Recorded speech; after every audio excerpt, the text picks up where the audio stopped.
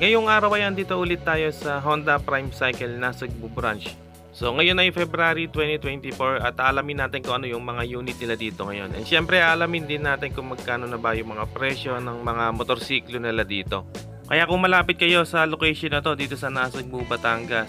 So kung meron kayong natitipuhan na motorsiklo dito, pwede nyo itong bisitahin dito syempre para makita nyo rin yung pinapangarap nyong motorsiklo.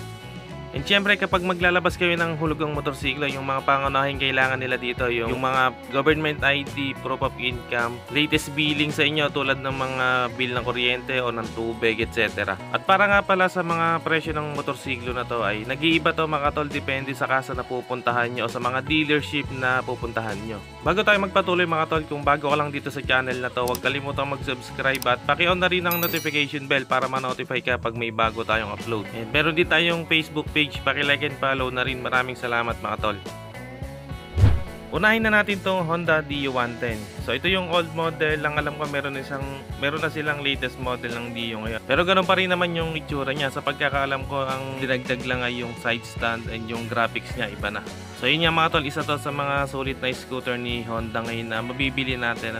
So naka-LED yung mga ilaw. Meron din siyang daytime running lights. At yung meter panel niya talagang informative and madali lang siyang mabasa. Meron din tong spacious na compartment and syempre talagang malawak yung footboard niya, yung gulay board. So napaka-useful niya para dun sa mga extra luggage natin. At samahan mo pa ng dalawang utility hooks, isa dito sa unahan at isa dito sa ilalim ng upuan. Talagang napakasulit. Tubeless na nga rin pala ang mga gulong nito at sa mga preno nito ay equip ito ng combined braking system. Kinamitan naman ito ng 110cc engine displacement air-cooled single overhead cam single cylinder carb type engine. And kaya nitong umabot hanggang 58.3 km per liter. So ganyan katipid mga tol itong Honda Dio110 kaya talagang napakaganda nitong pang daily use o pang daily driven. Pagdating sa cash price, ang SRP nito ay 63,350 pesos. At meron itong minimum down payment na 3,900 pesos and payable to 12 months hanggang 36 months. Sunod naman natin ito mga tol, meron sila ditong Honda Click 160 na may color matte white. Syempre bagay na bagay din to pang service araw-araw, pang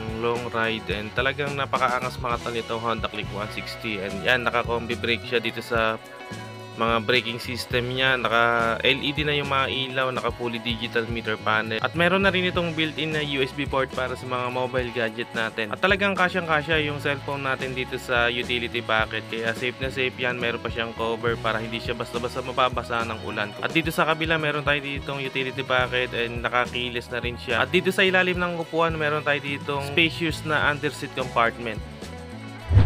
Pagdating sa cash price, meron itong SRP na 124,350 pesos at ang minimum down payment para dito ay 14,900 pesos at payable siya 12 months hanggang 36 months. At dito naman meron tayo dito Honda Airblade 160. Same engine to sa Click 160, PCX 160 at sa ADV 160. Yan, pare-pareho lang yung mga makina nila. So ito yung pinakasulit na scooter ngayon ng Honda. Talagang napaka-compact nitong Airblade 160. LED ang mga ilaw, naka fully digital meter panel, naka ABS dito sa front brake at bukod sa compact ang mga features nito ay talagang napaka-premium ng datingan nito at talagang napaka-spacious ng underseat compartment nito at marami tayong mailalagay na gamit natin dito tulad ng helmet, kasya rin dito, mga jacket, bag, etc. Meron na nga rin pala ditong USB port dito na para sa mga gadget natin and itong katabi niya yung LED niya para hindi tayo mahirapang maghanap ng gamit kapag madilim. So hindi natin kailangan o hindi na tayo gagamit ng flashlight ng cellphone. At ang isa pa sa nagustuhan ko dito mga tol, naka dual shock absorber tayo dito sa rear suspension kaya talagang napakaganda nito. Ang presyo naman nito ay 127,350 pesos at kung installment ang down payment nito ay 14,900 pesos and payable to 12 months hanggang 36 months. Dito naman meron silang napaka-eleganting maxi scooter So ito yung maxi scooter ng Honda ngayon Meron ditong dalawang variant, CBS at ABS version. So itong nasa harapan natin ay dalawang CBS version na may color white and black. So talagang napakaganda ng maxi scooter na to and talagang andun yung pagka-premium, eleganting datingan nito.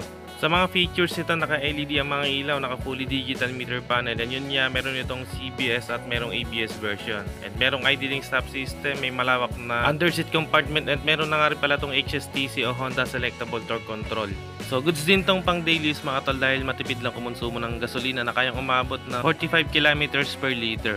Pagdating sa presyo, ang SRP nito dito ay 133,350 pesos. At meron itong minimum down payment na 15,000 at payable siya 12 months hanggang hanggang 36 months. Kung hanap mo naman ay pang adventure bike, syempre meron ng Honda niyan, ang ADV 160. Meron itong maangas na looks at talagang napaka-sporty ng datingan. Sa mga features nito, meron itong ABS sa front brake, naka fully digital meter pan, meron na ring HSTC o Honda selectable torque control, may malawak na compartment, LED na rin ng mga ilaw, may power socket o USB port para sa mga mobile gadget.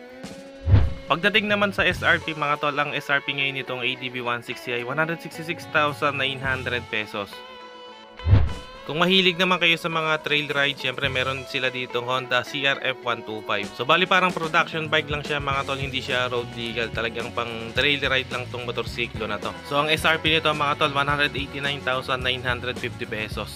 Dito naman mga tol, kung naghahanap kayo ng dual sport na underbone, meron sila ditong Honda XRM 125. Dito naman sa tabi niya, meron sila ditong Honda Wave RSX 110. So ito yung old model ano. So meron na silang latest model nito, kaya lang wala silang stock dito. And pang business mga tol, meron sila ditong TMX Supremo at Honda TMX 125 Alpha. Ang SRP mga tol nitong TMX 125 Alpha ay 57,850 pesos at ang minimum down payment ay 3,900 and payable 12 months hanggang 36 months. At para naman dito sa TMX Supremo mga tol, ang SRP nito ay 78,900 pesos. Dito naman sa Honda Wave RSX 110, meron itong SRP na 62,850 pesos. So ito yung naka-drum brake mga tol ano. So meron kasi itong variant na naka-disc brake yung front brake. And ang down payment nito ay 4,900 and payable 12 months hanggang 36 months. Para dito naman sa XRM Motard 125, ang SRP nito ay 77,850 pesos at ang down payment ay 6,900 pesos and payable din to mga tol 12 months hanggang 36 months. So ilang yung mga available unit nila dito ngayon mga tol. So sa susunod siguro babalik ulit tayo dito para i-update ulit kayo. Kung nakatulong sa itong video na to at kung bago ka lang dito sa ating channel, abay mag-subscribe ka na at pindutin mo na yung notification bell para ma-notify ka pag may bago tayong upload. Meron din tayong Facebook page, paki-like and follow na rin. Maraming salamat mga tol, always ride safe and God bless.